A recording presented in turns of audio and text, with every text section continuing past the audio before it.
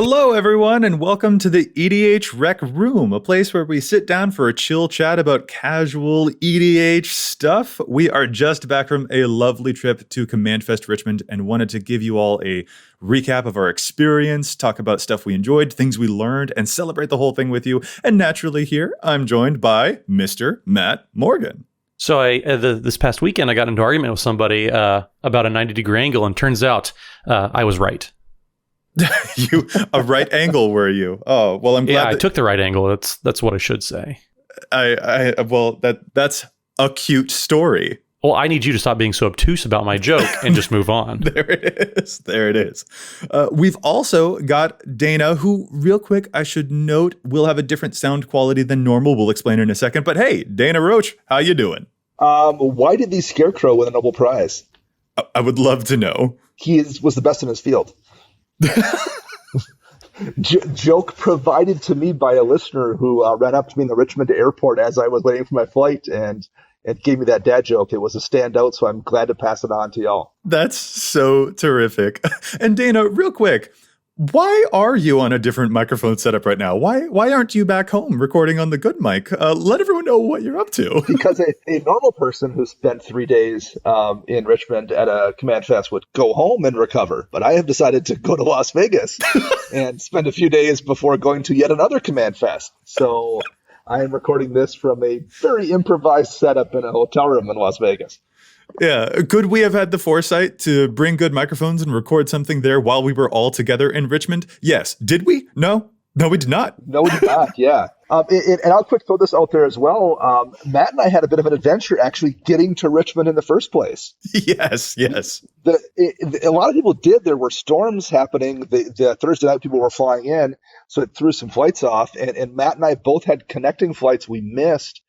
So I landed in Charlotte, North Carolina at about 11 o'clock on Thursday night and wasn't able to get a connecting flight to Richmond for like a full day almost. So I rented a car with Anthony Alongai, and we drove and picked up Matt in Norfolk, where he also got stuck. The same problem. And then drove from Norfolk to Richmond and arrived at about, what, Matt, 7 a.m. or so? I believe that at the time our heads hit the pillows, it was a rough 7 a.m., yeah. Yeah. So we slept for like 2 hours and took a shower and went back to the CommandFest and started things up Friday morning, first thing.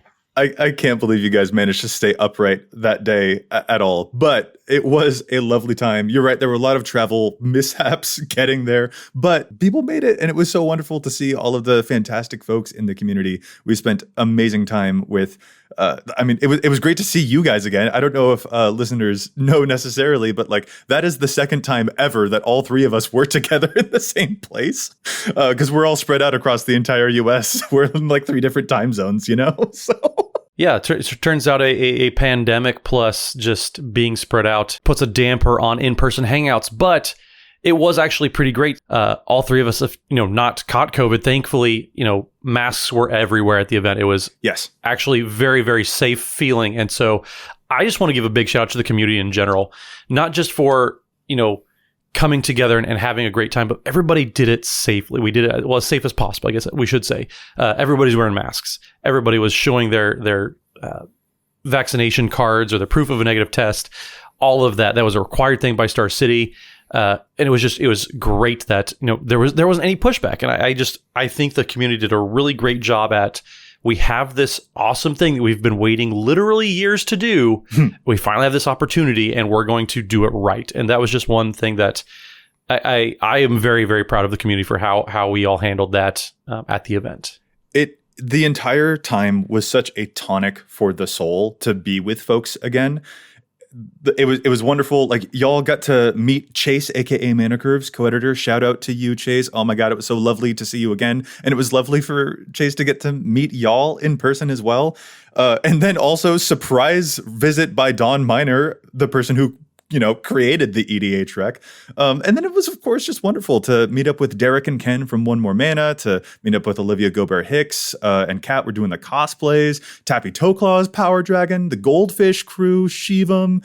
It was just such a wonderful. I talked a whole night about musicals with Jeremy Knoll and with Princess Weeks, and I talked about card design with Scott Larrabee, and it just. All of that was so soothing and wonderful, and it's like the gathering is back. And so, yeah, if I just end up gushing the whole time, I apologize to everyone, but it was so wonderful. And every single listener that we met while we were there, y'all made it such a sweet and phenomenal experience. I had a tremendous time. It was so fantastic. Yeah, it is impossible just to name and thank everyone specifically. And so just from all three of us, from the bottom of our hearts, if we met you this weekend, thank you so much. If we didn't have a chance to, because there were a lot of people that we wanted to get games in with, and we just didn't. I mean, there's just a finite time for everybody there. So thank you to everyone that we did get games in with, and everybody else that we didn't. There will be events in the future, and we hope to see you all then too, because it was a fantastic experience all around.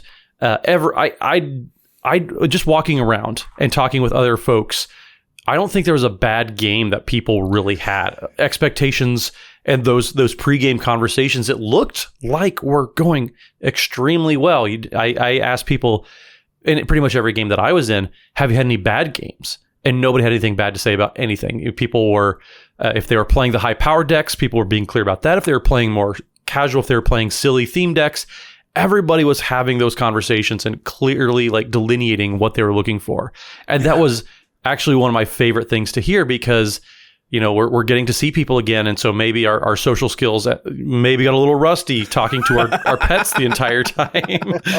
But it was super encouraging to hear that there were very, very few bad games. Well, yeah, let's talk about that. There were some things, some experiences, some takeaways that we wanted to mention about the whole experience. And I know that, Dana, for you, the pregame discussion was a huge thing that you were just so happy about, and that was a really great takeaway for you. So, Matt, I'm glad to hear you echo that too. And Dana, I know that was a big thing for you. Yeah, it happened in every game I played in. Everyone, and it wasn't like I've heard plenty of complaints online before. This only really works for content creators, or it takes up too much time. That's just not how it was. Even in games that I wasn't in, that were happening, adjacent to me at different tables, everyone was just spending 20 seconds talking over what they wanted from the game, and it was very relaxed. Everyone relayed information quickly and succinctly. Everyone had a good attitude about it. It just functioned really smoothly, as well as I have ever seen it, and it happened that way in every single pod I played in or watched. Yes, and honestly, same. Every single game I played was an absolute banger. The pregame discussion worked out great for me. And one thing that I do, and Matt, I know that you're kind of like this too, sometimes we'll just dump a whole bunch of cards from our deck just face up on the table to be like, hey, here's the stuff here. Here's stuff to expect, is here are all these cards. Yeah. Just because I want to be clear and frank about it all. Yeah, I would say if there was a bullet point for me to contribute to this, I would say even don't be afraid to tell people about cards that might be a little scary or might not go over well with people.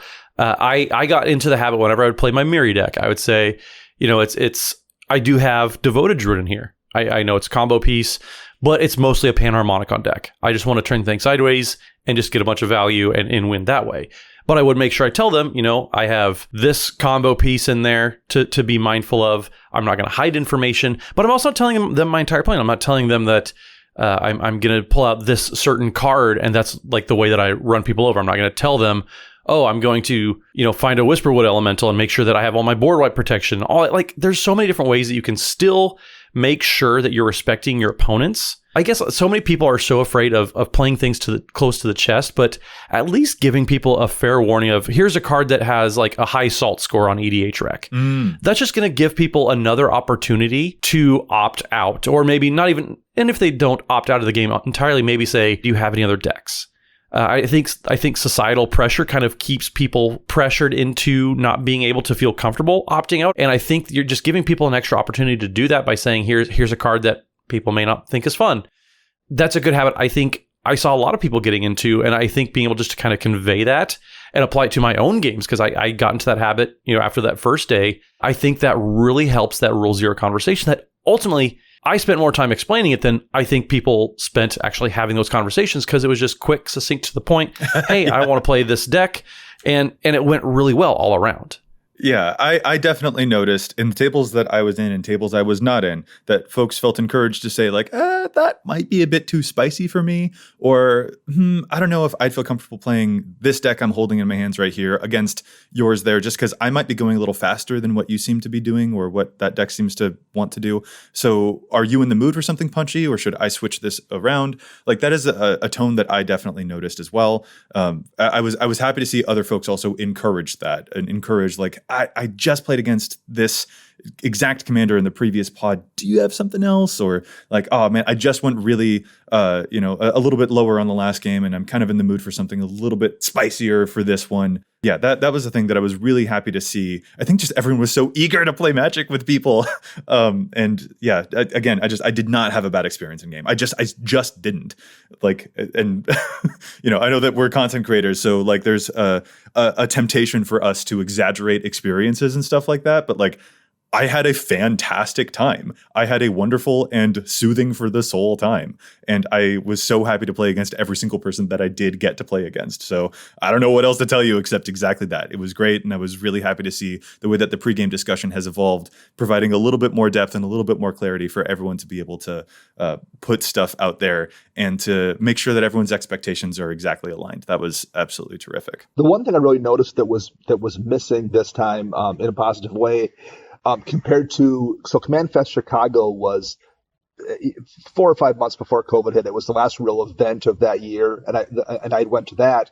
There was a bit of, I guess I would maybe call it angle shooting that I saw there. So they were kind of like, there were some people that would be a little bit disingenuous with their deck's power level in order to kind of get some stomps in.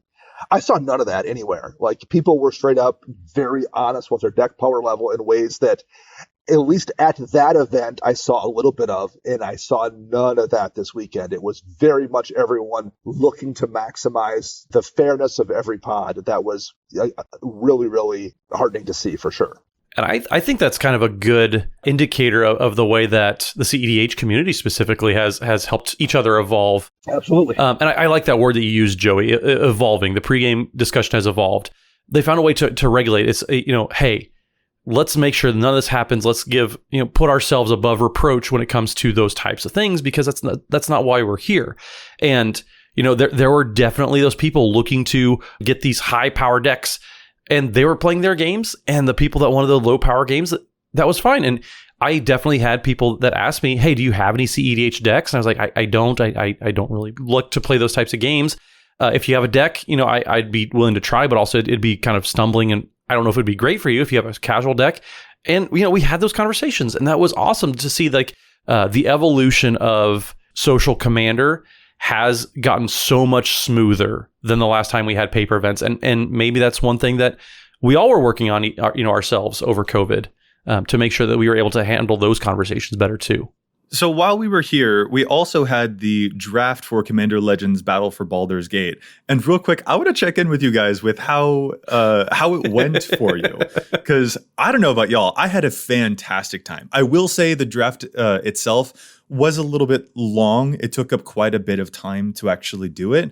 But the drafting part itself, I flippin' love this set. I think that this particular Rec Room episode will go out before next week's episode.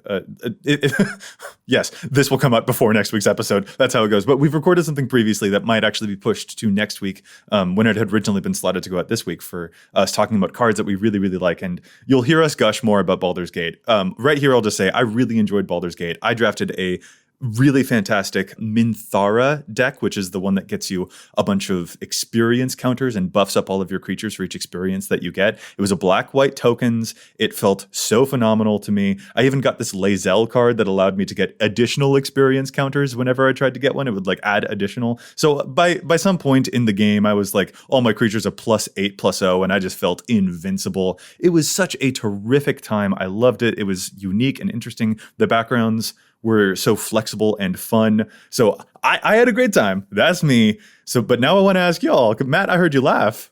How was the draft for you? So yeah, I actually maybe had too much fun with my pre-release. So the draft was very fun. Everybody that we were drafting with, we all had a good time. So I opened up a promo, Nine Fingers, the Gates legendary creature that was very interesting, very outside my wheelhouse. And I thought, whatever, I'm just going to draft every single gate that I see. And I drafted 15 gates. So 15 gates in a 60 card deck. That's a lot. That's a lot. It was so funny. There was a point we were like, Dana and I were hanging out in some other corner, and then Matt runs up to us, is like, I just drafted 15 gates. Okay, got to go play my game. Bye. Yes. So I think on turn 8, I had 12 or 13 lands in play. Ward 9 life is basically hexproof. So, and the people that I played in the pod with, they were extremely. That was probably the best social game that I had. We all were having fun. I was up against 2 Boros decks and an Azorius initiative deck, and I was the only one that had any sort of removal. And so I had so many resources, and I kind of took over the game. I felt bad, but everybody in my pod was like, no, we're the ones that passed you the cards. You are totally fine. We gave you these cards. And I felt very comforted by that. But my deck was absolutely crazy pants. I killed the entire table all in it at the same time, but there's just a bunch of really cool cards in there. The goad enchantments, the auras, those things are super good in limited, people. It turns out when you're in Sultai, you have all the removal you could ever want, plus you have all the resources you could ever want. Like my deck, our moderator, Chris, actually walked up to me at one point. I was like, oh, that looks like it's going to be a fun deck. Came back maybe 5 minutes later, like, what did you do? What happened here? Because my board state just exploded. And it was a lot of fun. I would have never built a Sultai deck for myself, but I had a lot of fun with this. That's fantastic. Dana, how about you? How was your Baldur's Gate draft? It was a lot of fun.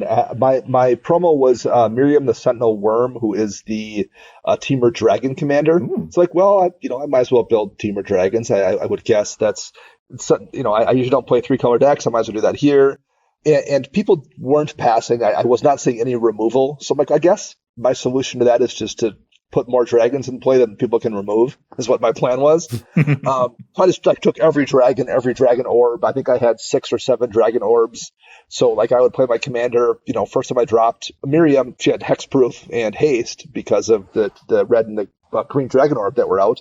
That was tough to deal with. And then I just kept playing bodies. The strategy worked. It was a lot of fun. When I did the actual draft, that was the day I was functioning on 2 hours sleep. So I kind of fell asleep twice, I think, during the draft. To the point where I was holding cards in hand, and all of a sudden I was like, oh, how much time just passed? And did I snore there? And well, no one's staring at me, so I couldn't have been out very long. Grabbed my 2 cards and passed them on. So I don't think anyone noticed, but at least 2 different times during that draft, I blanked out mentally because I was so tired. So had it not been in a really engaging, fun draft, it may have well been more than 2 times. I was just that exhausted. So it was a ton of fun. I would definitely do it again. The fact that it went 2 rounds was probably more than I would do. I actually dropped for the second one, and that was just because at that point I'd already been there for 3 hours. And I just wanted to do a different thing. But other than that, it was a ton of fun to draft, and the game was really fun too.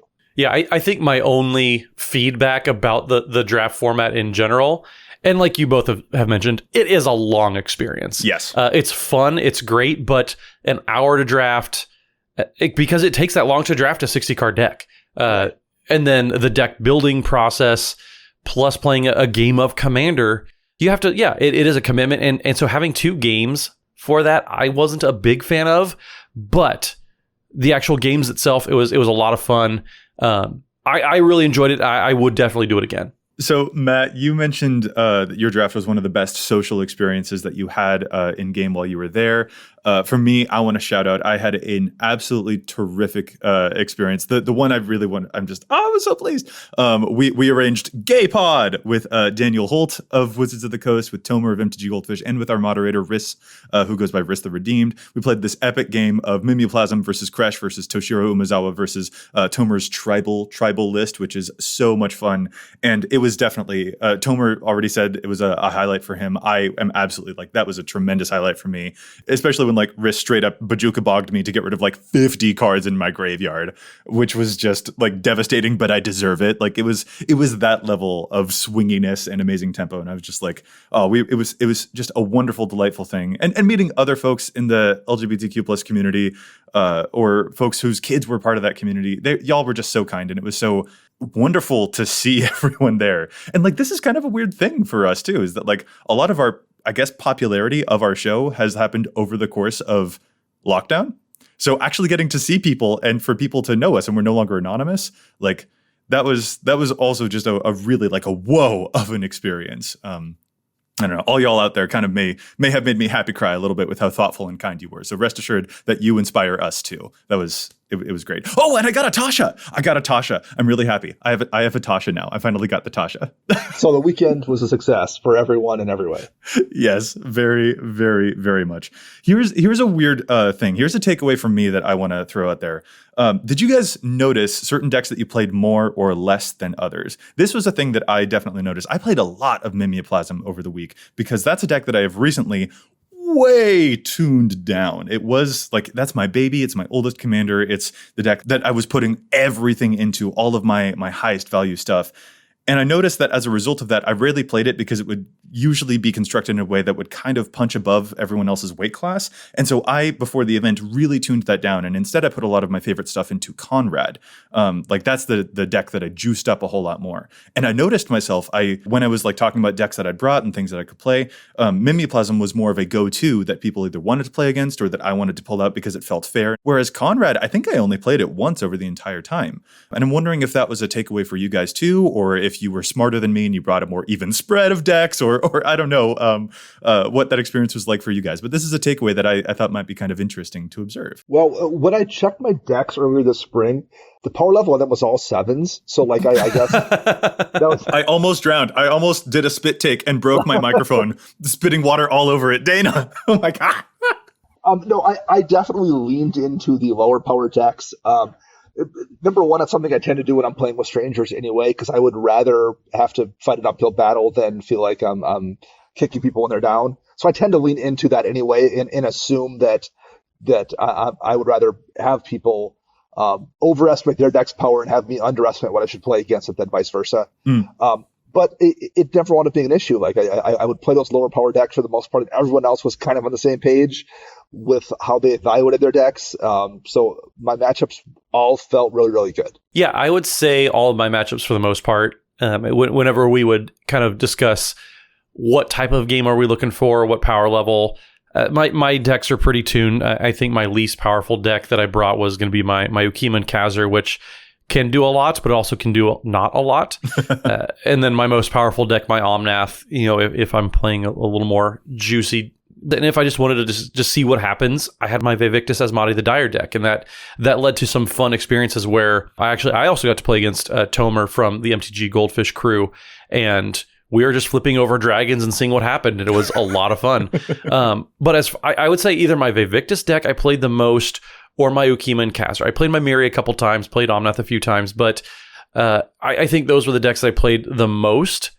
Just because, they're so random. Something happened, I need 2 breaks and I can win the game, or if I, get 1 break or 1 bad break, I can lose the game. So I never feel like I'm ever running away with it, kind of like what you were talking about, Joey. So I did finally achievement unlocked, however you want to put it, with my Ukiman Kazir deck. I did win a game with Simic Ascendancy. So that was kind of a neat thing. I did put, I think it was 17 counters on it in 1 turn.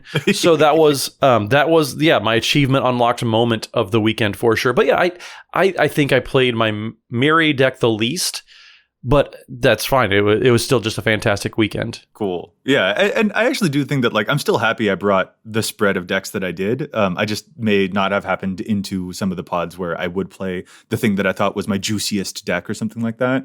But yeah, I'm glad that I did feel prepared, even if I noticed that here are certain decks that I actually prioritized more, and I'm interested to see why that is. It felt like a thing I didn't anticipate going into it, and a thing that now that I'm out of it, I'm just like, oh, of course, I should have realized that. But Matt, hey, you just mentioned achievement unlocked. we got to ask, like, what were some standout moments from games? What were some awesome things that you saw happen that were just totally phenomenal? Like, Dana, what's some moments that stuck out to you? There were two that were kind of similar. One, a player with a Primal Surge deck had kind of whiffed on getting to the Primal Surge he wanted to hit until two of us were knocked out of the game, and finally was able to, like, as he was about to die, top deck that allowed him to Primal Surge into his win. And the other person still alive in the pod was a friend of his. Like, they were, he knew the deck. They were both friends. He's like, okay, did you hit the haste? And they've already, like, basically dumped his whole deck out because there was no instant or sorceries in it beyond Primal Surge. So it was basically cast Primal Surge, play your whole deck out. And it's like, okay, you got me. And a third party there was like, is that a Coveted Jewel? Which, when it ETBs, forces you to draw 3 cards. So basically, the Primal Surge player decked himself because he couldn't draw cards off the ETB on the Coveted Jewel. Oh, no! Which, number one, is funny, but, like, number two, like, the guy who did it laughed about it. Like, he's like, oh, all right, I guess I just lose. Like, he had a good attitude about that mistake, and immediately, of course, he yanked Coveted Jewel from his deck. But his attitude about his own screw-up was, like, exactly how you should do that. I did something similar on the last day. I think I was playing a game with Logan, who goes by Seraph6. And I went to free cast a Patrician Scorn, which is a destroy all enchantment spell that you can cast for free if you already cast a white spell that turn. And of all things, Lavinia Azorius Renegade was in play, which counters any spell that you cast without paying mana. Which, as a card that just doesn't seem to play. And, like, what are the odds that when I go to cast the one free spell in that deck, and it's Patrician Scorn of all things, that there's a Lavinia in play of all things, and it countered it. And same thing, like, everyone laughed about it. It was funny. We moved on. So I think that was a positive on a whole. Like, those were both funny things that occurred, but everyone's reaction to those kind of mistakes was exactly right too. Like, oh, I screwed up, ha ha ha, and move on. Like, that was something I think I tended to see over the weekend as well. Everyone just was in that right mindset, even willing to laugh at themselves. Yes. Oh, I love that. Like, we're all here for the social part of it, and the perfect playing whatever is not nearly as much fun as, like, wait, did my deck just outsmart me? Whoops. Like, those are also fun moments to create. Those moments, I think at any given moment, you would hear somebody from across the hall, a whole pod of people erupt with laughter. Yes. That was a very common anthem. And that's just so great. It's something that I definitely appreciate about Commander as a format, because there's a lot of laughter, even in losing. I know one moment that I definitely remembered, and Dana, this was a game you were in. We were playing against a nice couple, wife and her husband, and it was a Lind Cheerful Tormentor Curses deck with a Reese the Redeemed. And I was playing my Ukima Khazir deck, and the game was winding down. Anybody could have ended at any given moment. And the husband went to attack me, had everything lethal, but thankfully, the wife had whittled him down to put him at exactly 3 life, which happened to be what Ukima's power was at. And I had a Teferi's Time Twist in hand, which... Hey, your favorite. If you've watched twitch.tv/EDHRECast, you'll know that I have killed Sheldon Menery, the godfather of Commander, with that method. And so she thought it was hilarious. She thought it was like her favorite thing that had happened all weekend. Well, I didn't really feel too bad because he was trying to kill me at the same time. But I was like, this is my favorite way to knock somebody out, is with this card specifically, because I have killed Sheldon Menery with it. And like, okay, if you've killed Sheldon with that card, I have to consider this a badge of honor. So it was a fun attitude. Like, even in defeat, like, it was fun seeing what people could come up with to knock people out. It was a lot of fun. It was definitely a case of winning wasn't the point. It was the adventure of the game getting to that point, and just seeing what people come up with, the creativity. There were so many people that, even if we didn't get games in with some people come up and say, hey, I want to show you this deck.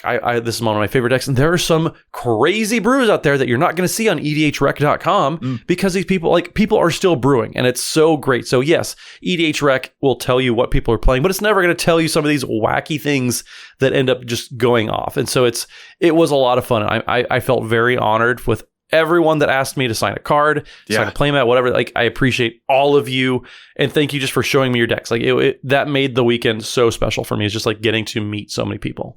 Yeah, for real. Those were such wonderful moments. And Matt, I I also use Ukima in my Sultai deck. I love to make my Mimeoplasm into a copy of Ukima and then put a bazillion +1 counters on it. Because then, if it leaves the battlefield, Ukima's got that damage trigger, which is so wonderful. And when I would create here's my Ukima with +1 counters from a Lord of Extinction onto the Mimeoplasm. So it's like a 50-50 Ukima. If it leaves play, if you try to kill it, it's still gonna hit you for 50 damage. And that is when everyone was just like, well, the best creature removal is player removal. Let's go after Joey. And it was just still a wonderful, yeah, I deserve this. The stuff the attention that I draw to myself is absolutely deserve it. It was so hilarious. There are other moments. Oh, I'm not going to be able to contain all of these in my brain, but there was a player who had a Stuffy Doll Nin the Pain Artist deck, and they managed to pull out Stuffy Doll cloned twice, so every player at the table had a Stuffy Doll for them. Every player had a Voodoo Doll that if it was dealt damage, that player would take the damage, and then it was Earthquake spells to deal damage to all the Stuffy Dolls and take everybody else all out at once. And I'd never seen that many Stuffy Dolls before. Or I loved being able to cast Sakashima's Will on my Wilhelt with a bunch of zombies in play, so everything becomes a copy of Wilhelt, and then they all die, and then each of the dying Wilhelts sees a bunch of other non-decayed zombies dying, so I make 56 zombies or something like that.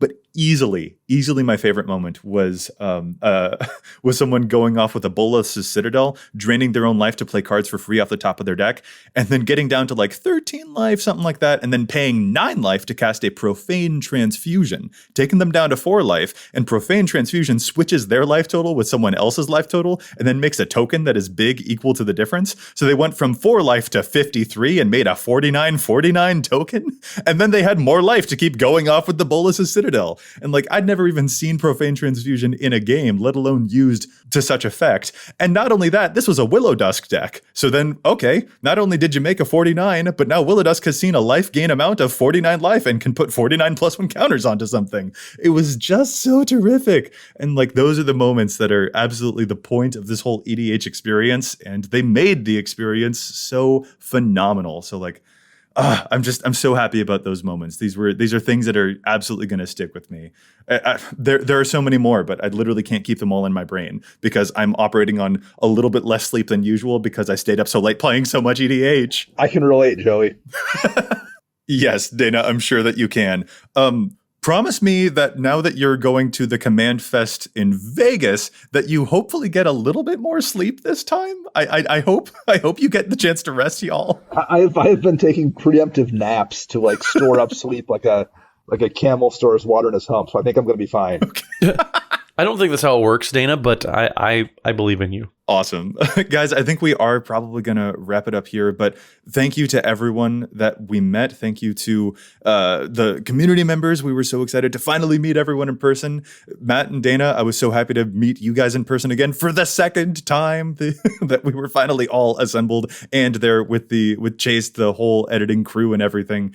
And to all the listeners that we got to meet, that we got to play with, that we got to chat with. Truly just a phenomenal experience, and I'm going to be riding this high for so long, Yeah, and just like you said, Joey. Thank you to everyone who we did get to meet. Thank you to everyone who maybe we didn't get games in with, but also there are events coming up still too, yeah. And there are definitely going to be more opportunities. So if you see us at any events in the future, please, we'd love to get games in with you. Come say hi, anything like that. We'll be posting on social media our travel schedules that are coming up. So make sure if you're able to come, these events, they have been going great so far, and hopefully everything in the future goes the same way. So yeah, definitely we would love to meet as many of you all as possible because we appreciate all of our listeners, all of our fans, everything like that. It's great to be in this community, and we definitely appreciate you all. Very much. And hey, now that I've got some new cards from this event, I don't know about y'all, but I'm in the mood to go and build some new decks too. So how about we say goodbye for now and let's gear up for some more magic. Bye.